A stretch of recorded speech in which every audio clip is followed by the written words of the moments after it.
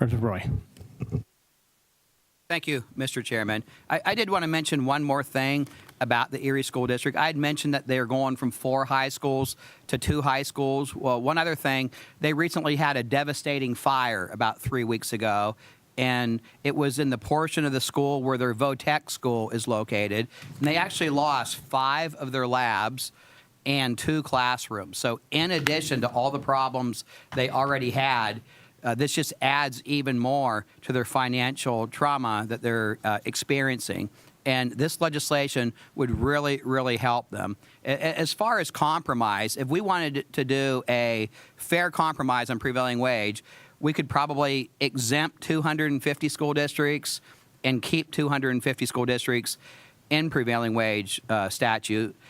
But this is 9 school districts that would be exempt, 491 would not be impacted. That's a pretty lopsided compromise.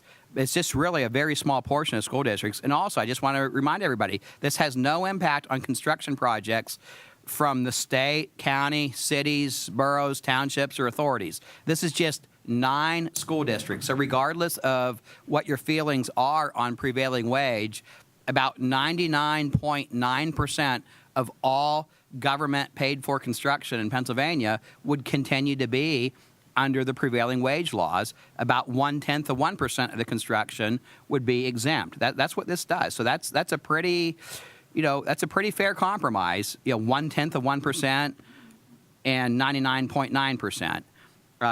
As far as helping school districts, when a school district is in financial recovery or financial watch, they get extra money from the state. And we have a terrible budget problem, especially this year. And we can either help school districts by giving them more money or by helping them cut costs. So things like, the move to get rid of, Common Core and No Child Left Behind, things like exempting these distressed school districts from prevailing wage, that helps them because we're not going to be able to give them all the money that they need. We have terrible, terrible budget crisis right now. So this helps the school districts. This helps the kids. A yes vote is saying, yes, we want our kids to have a safe, clean, modern classroom where they can get a good education at school districts who otherwise might not be able to afford to do those construction projects. So I urge all members to please do this for the kids and please vote yes.